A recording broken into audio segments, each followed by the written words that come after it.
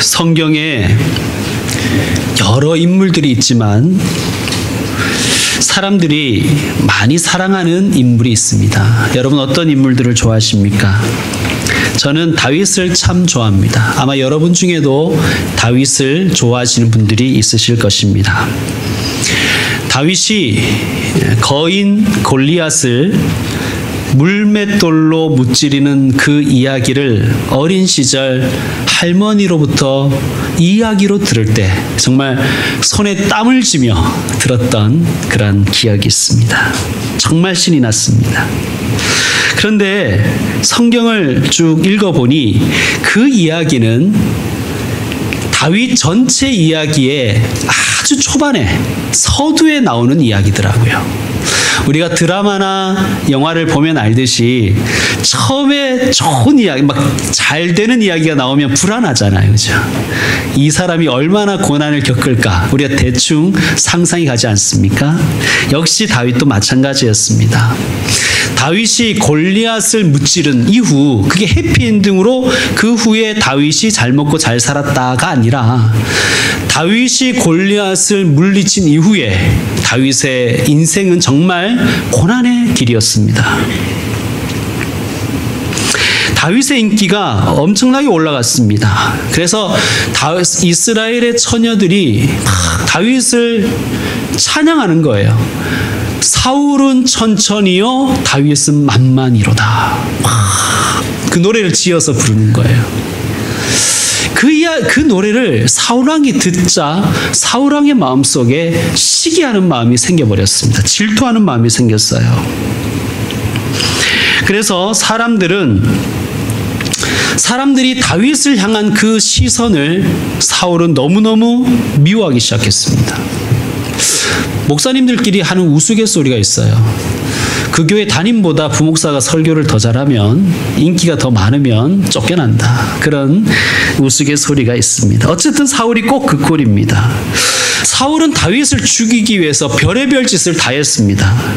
다윗을 전쟁터에 내보내서 합법적으로 죽이려고요.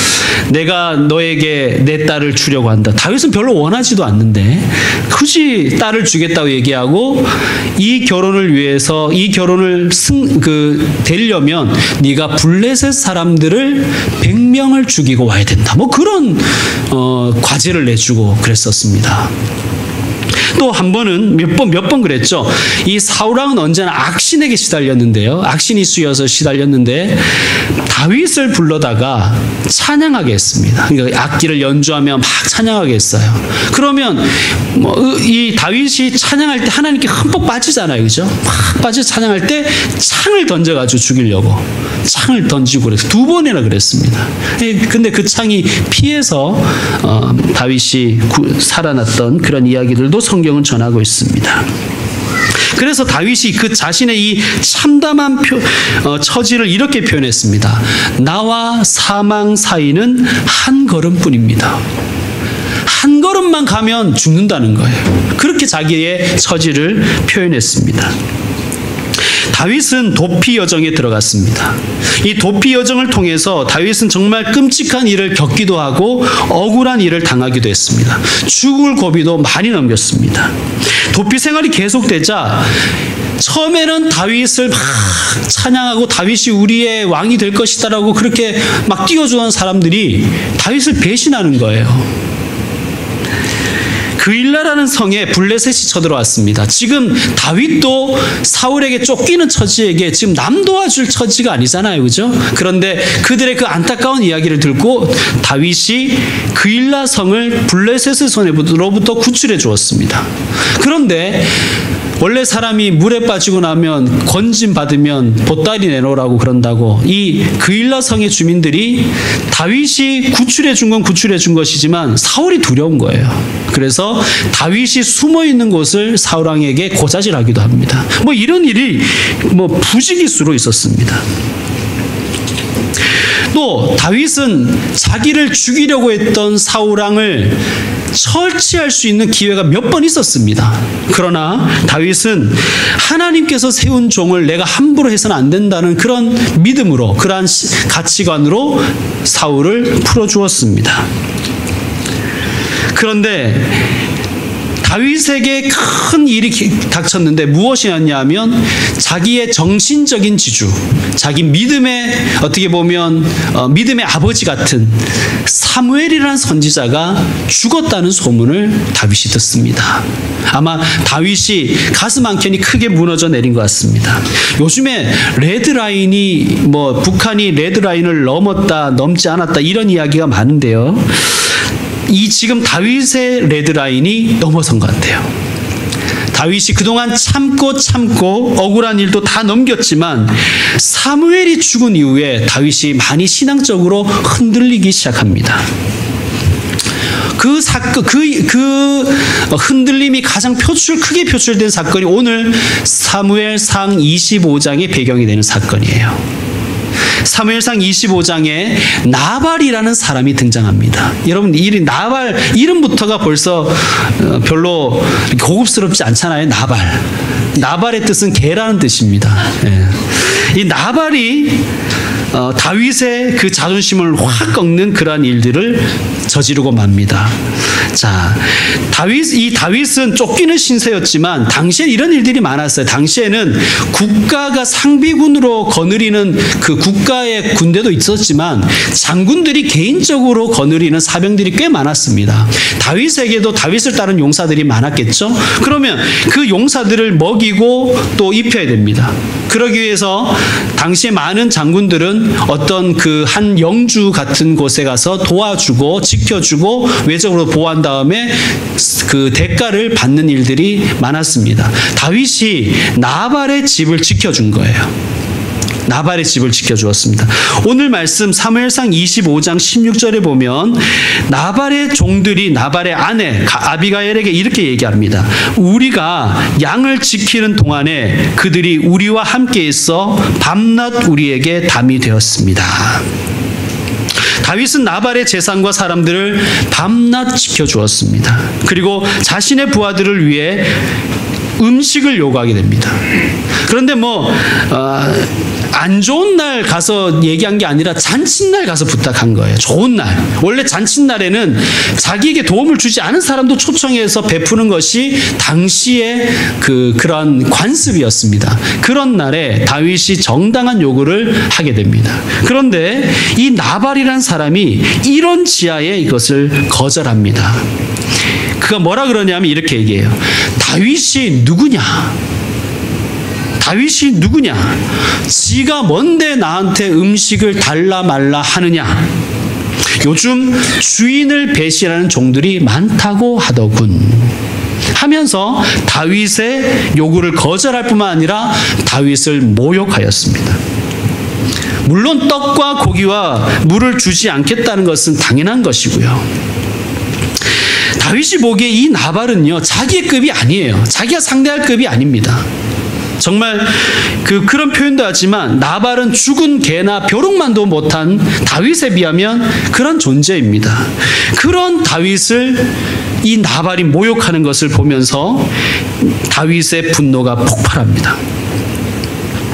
원래 다윗은 자기가 힘든 일을 겪을 때, 한계상에 올 때마다 하나님께 기도했어요. 여러분 시편을 보면 다윗이 공공한 처지에 있을 때, 자존심 상할 때, 어려움 닥쳤을 때 하나님께 기도한 그 기도가 노래로서 많이 남아 있습니다.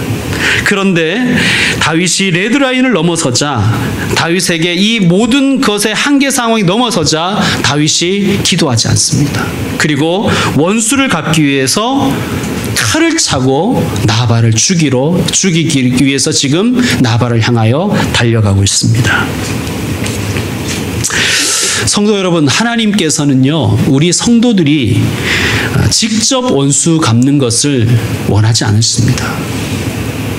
하나님 앞에 여러분이 때로는 억울한 일 당하고 어려움 당했을 때 하나님 앞에 기도하기를 하나님 원하세요. 그런데 다윗은 그렇게 하지 않습니다. 하나님은 다윗을 많이 사랑하셨습니다. 그래서 다윗이 피 흘리러 가는 이 다윗을 하나님이 막아서십니다. 하나님께서 나발의 아내 아비가일을 다윗에게 보내셔서 나발에게 분노하고 있는 다윗을 달래시고 다윗에게 하나님의 말씀을 전해주십니다. 오늘 말씀이 그것입니다. 오늘 말씀에 보면 이런 표현이 있습니다. 당신은 하나님과 함께 생명싸개 속에 쌓여 있습니다. 생명싸개. 참 기가 막힌 표현 아닙니까?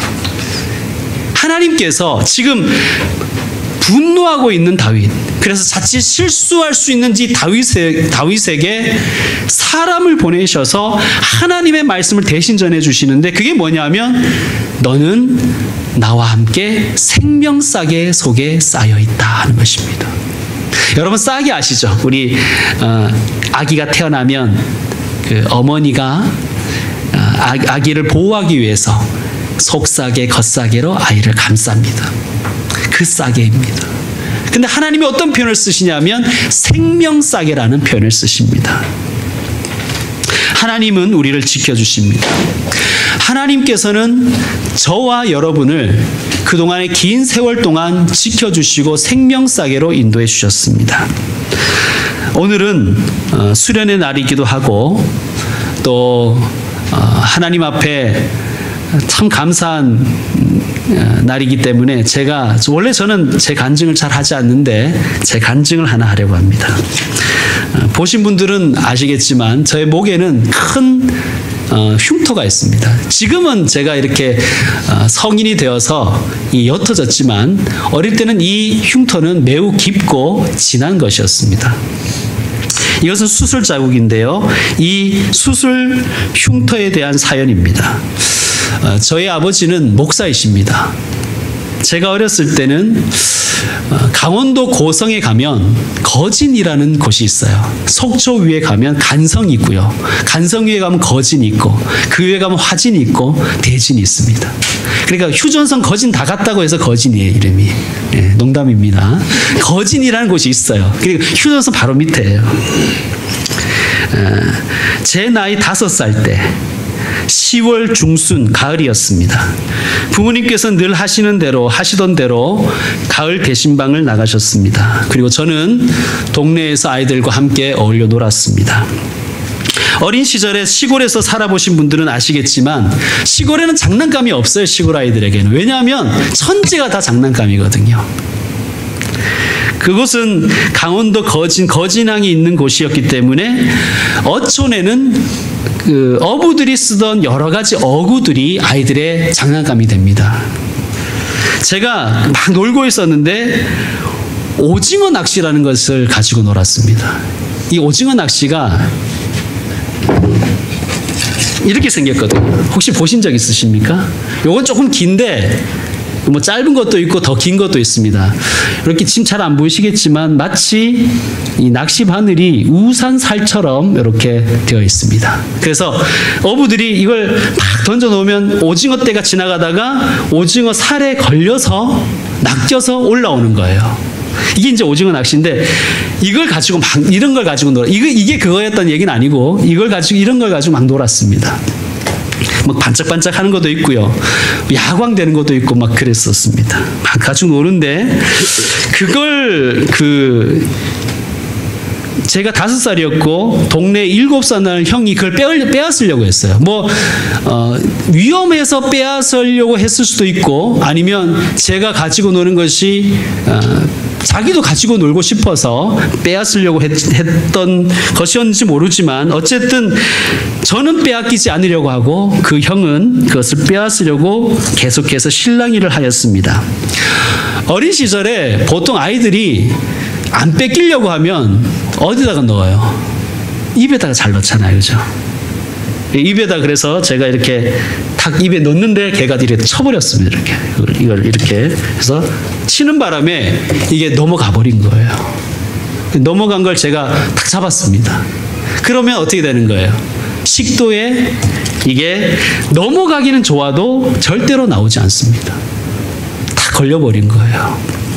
그래서 그 아이들이 이걸 빼내려고 막 잡아당긴 거예요. 막 잡아당기니까 그러니까 뭐 나옵니까 이게? 그러니까 그러다가 애들이 얘가 이제 피를 쏟으면서 벌컥벌컥 하고 있으니까 애들은 겁이 나서 다 도망가고 당시 이제 제 어릴 때 이름은 요셉이었습니다. 제가 어릴 때 집에서는 요셉이라고 불렀는데 저희 누나가 연년생 누나가 하나 있는데 누나가 이제 할머니한테 막 쫓아가서 할머니를 불러옵니다. 할매 요셉이 죽어. 할매 요셉이 죽어. 막 그래서 불러옵니다. 저희 교회는 이 어촌 어항은 이 바닷가고 바로 언덕 위에 교회가 있었습니다. 언덕 위로 한 40계단 정도 올라가면 그 교회가 있었고 저희 사택이 있었어요. 그래서 제가 그 계단이 한 40여 개가 있었는데 나중에 들은 바로는 그 계단 한 20곳 정도에다가 마치 살점을 국수처럼 쏟아내놓고 올라간 거예요. 거기서 쓰러지고. 그래서 할머니가 오셔가지고 기겁을 하는 거예요. 제가 보기에는 이렇게 보여도 제가 4대 독자입니다, 여러분. 네, 저를 우습게 보지 마십시오. 제가 4대 독자인데 그래서 할머니는 언제나 저를 조선에 없는 손자라고 불렀어요. 조선에 없는 손자. 네. 그런데 이 귀한 손자가 살점과 피를 계단에다 쏟아놓고 쓰러져 있으니까 할머니가 거의 그냥 기절해버리시는 거죠. 동네 주민들이 쫓아왔습니다. 아버지 어머니도 빨리 이제 연락을 받고 돌아왔어요. 그런데 방법이 없는 거예요. 당시에는 어촌에 고기 잡으러 남자들이 나갔다가 풍랑에 많이 그 목숨을 잃기도 했죠. 그런데 오징어 낚시, 그러니까 어촌 사람, 시골에 농사 짓는 사람도 그렇지만 어촌에 있는 어부들도 한 고기잡이가 끝나면 술을 많이 먹었대요. 거기 거지는 오징어도 많이 나고 하기 때문에 이제 막 오징어 바로 그 자리에서 회쳐서 먹고 이러잖아요. 그러다가 오징어 낚시를 삼키고 장정들도 많이 죽었다는 거예요. 부모님이 돌아오고 나서 저는 병원으로 옮겨졌습니다. 속초로 갔습니다. 속초에 갔는 이유는 거기에 속초병원의 병원장님이 아버지랑 친한 분이셨는데 지금은 은퇴하셨지만 강원희 선교사님이라고 히말라야 네팔이나 이디오피아에 가서 의료 선교를 하시면서 보내신 이 아주 훌륭하신 분이신데 이분 병원으로 간 거예요. 당시에는 병원을 경영하고 있으실 때 제가 오자 강원희 장로님이 저를 이렇게 병원에 거꾸로 이렇게 매달아 놓고, 왜냐하면 피가 넘어가면 안 되니까 매달아 놓고 가만 보시더니만 이거는 속초든 강릉이든 강원도에서 해결할 수 없는 것이다. 여기서는 해결할 수 없다. 큰 병원으로 가야 된다. 그렇게 얘기하는 거예요. 그래서 서울대병원을 가야 되나 하고 이제 아버지가 생각하고 있는데 이 원장님이 강 장로님이 추천하신 곳은 원주 기독병원입니다.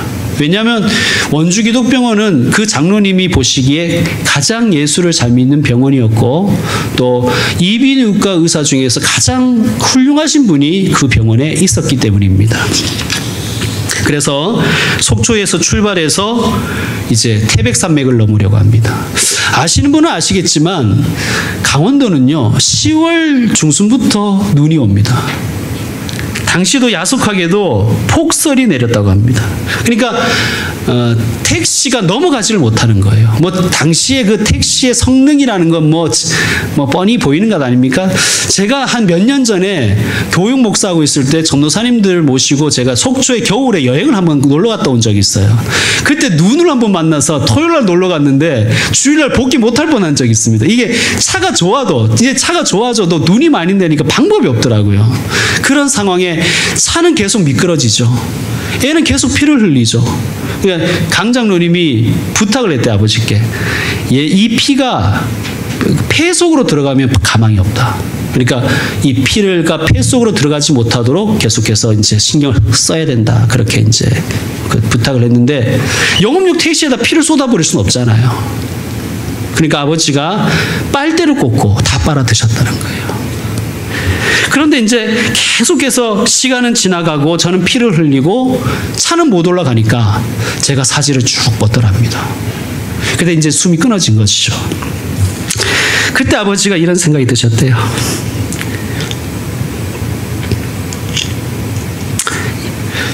얘가 이제 죽으려는가 보구나. 그리고 하나님께 이렇게 기도하셨대요. 하나님, 저야 아들 하나 더 낳으면 되죠. 저야 없었던 아들로 치면 되는데 얘가 여기에서 이렇게 죽으면 하나님 영광은 어떡합니까? 안 그래도 복음화율이 낮은 어촌에서 목사들이 오징어 낚시 먹고 죽었다 그러면 사람들이 더 미신을 믿지 않겠습니까?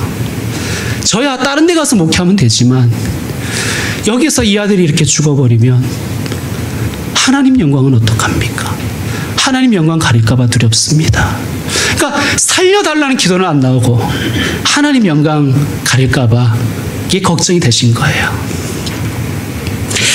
그런데 그 기도를 하나님께서 들으셨는지 정말 기적처럼 그 산을 넘게 되었습니다. 그 고개를 그게 징부령이었는지 질령이었는지 미시령이었는지 한계령이었는지 이름은 내가 모르지만 어쨌든 그 고개를 넘어서 원주기 도평을 갔습니다.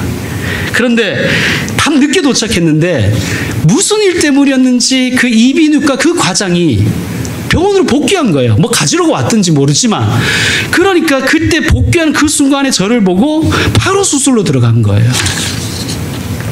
그래서 여기를 이렇게 째고 숨구멍을 여기다 뚫고 그 오징어 낚시를 꺼낸 겁니다. 약 한 20여 시간 수술을 한 대수술이었습니다. 그 시간에 거진중앙교회 교인들은 저를 위해서 금식 기도에 하고 계셨고요. 어머니는 늦게 도착하셨습니다. 목 안에는요, 여러분이 한번 아시겠지만 식도도 있고 기도도 있습니다. 그게 다 찢어진 거예요. 그리고 그 기도 앞에는 이 파란개비 같은 게 있대요. 그거는 이제 기도로 이물질이 넘어가지 못하도록 막아주는 기능을 하는데 그것까지 다 찢어진 거예요.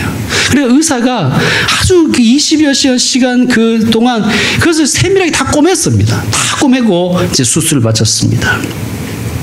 수술을 끝나고 나오던 그 의사가 부모님을 만나서 이렇게 말씀했다고 합니다. 간신히 봉합을 하긴 했지만 살 수 있을지 모르겠습니다.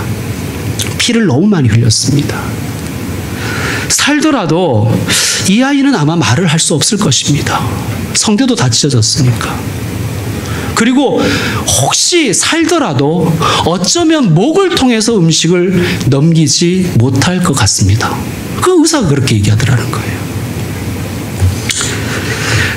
사랑하는 성도 여러분, 의사는 저를 포기했지만 하나님은 저를 포기하지 않으셨습니다. 하나님이 생명싸기가 되셔서 저를 지켜주신 거예요. 힘든 수술과 고통의 회복 시간을 다 거치고 저는 퇴원할 수가 있었습니다. 오랫동안 병원에서 목으로 음식을 못 넘겼기 때문에 코를 통해서 죽 같은 거 비슷한 것을 넘겨서 그렇게 살아났습니다. 퇴원할 때는 바짝 말라가지고 지금과 전혀 다른 모습으로 그렇게 퇴원을 하였습니다. 의사는 어쩌면 말을 못할 것이라고, 아마 말을 못할 것이라고 했지만 저는 지금 설교하고 있습니다. 목소리는 별로 좋지 않지만 지금도 저는 설교하고 있습니다. 제가 목이 많이 약할 것 같죠? 저는요, 통성 기도를 잘 안 하는데 통성 기도를 하면 목은 별로 안 쉬고 눈이 빠질 것 같습니다. 하나님께서 제 목을 건강하게 지금까지 사용하고 계십니다. 그리고 저는 지금도 열심히 목구멍으로 음식을 넘기고 있습니다. 배 나왔다고 너무 나무라지 마시기 바랍니다. 많이 먹는다고 너무 뭐라 그러지 마시기 바랍니다.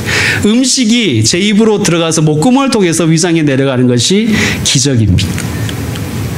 제가 중학교 때 그 병원에 한번 방문한 적이 있었습니다. 이비인후과 그 실에 갔었는데 지금은 있는지 모르겠는데 그때까지만 해도 이 오징어 낚시 바늘이 천장에 이렇게 딱 달려 있는 거예요. 이렇게. 그러니까 가장 기적적인 케이스 중에 하나로 제가 이렇게 남아 있는 것입니다. 그때 그 병원 의사 선생님 만나서 이런저런 얘기를 하는데 의사 선생님이 이러시는 거예요. 너 공부 열심히 해서 너 이비인후과 의사 되라 이러시는 거예요. 그런데 지금 목사하고 있습니다. 할머니가 저를 위해서 늘 기도를 많이 하셨는데요. 할머니가 어릴 때부터 저를 위해서 이렇게 기도하셨습니다. 하나님, 우리 요섭이, 꼭 요섭이라 그랬어요. 우리 요섭이 1등 목사 되게 해주세요. 지금 1등 목사는 아닌데 그냥 열심히 목회하고 있습니다. 하나님께서 덤으로 주신 인생을 낭비하지 않고 살기 위해서 노력하고 있습니다. 여러분, 하나님은 살아계십니다. 살아계셔서 지금도 우리의 생명싸기가 되어주십니다. 여호와 하나님께서 저와 여러분의 생명싸기 되십니다. 고난에 처해 있으십니까? 마귀의 시험 속에 있으십니까? 혹시 병중에 계십니까? 하나님이 우리의 생명싸기이심을 믿으시길 바랍니다. 하나님이 지금도 저와 여러분을 생명싸개로 싸매서 보호하고 계십니다. 하나님은 우리의 생명싸개이시며 하나님 우리의 보호자이시며 선한 목자이십니다. 또한 하나님은 저와 여러분의 가정의 생명싸개이십니다. 하나님이 우리의 생명싸개이세요. 하나님을 믿고 우리의 가정을 하나님께 올려드리세요. 하나님이 지켜주십니다. 또한 하나님은 우리 교회의 생명싸개이십니다. 우리 교회는 비록 작고 연약한 교회이지만 하나님은 크고 강하신 분이시고 우리의 생명싸개이심으로 우리는 하나님을 의지합니다. 하나님이 우리의 생명싸개이십니다. 하나님께서 여러분을 저를 지켜주셨듯이 저를 살려주셨듯이 저와 여러분을 생명싸개로 싸매시고 앞으로도 인도하실 것이며 영원히 지켜주실 것을 믿고 같이 하나님을 향하여 살아가십시다. 기도하겠습니다.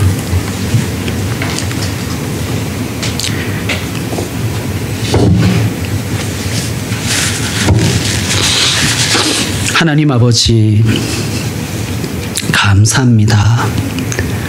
생명싸개 되신 하나님을 찬양합니다. 하나님을 노래합니다. 우리의 영원한 생명의 보호자이시며 우리를 지켜주시는 하나님이심을 찬양합니다. 하나님, 죽을 수밖에 없었던 한 아기를 주님께서 살려주셔서 지금 여기까지 인도해 주시고 사용하신 하나님을 찬양합니다. 하나님, 돌아보면 생명 주신 것이 가장 큰 복이고 가장 큰 은혜인데 하나님, 우리는 참 하나님께 불만도 많고 원망도 많습니다. 주님, 살려주셨으니 열심히 목회할 수 있게 주님께서 도와주시옵소서. 다른 것 욕심내지 말고 사람을 구하는 일에, 생명 구하는 일에 최선을 다하는 사람이 되게 하여 주옵소서. 성도 한 명 한 명 오늘 예배드리는 주님의 사랑하는 귀한 아들, 딸들, 주님께서 지금까지 생명싸개로 싸매시고 인도하셨습니다.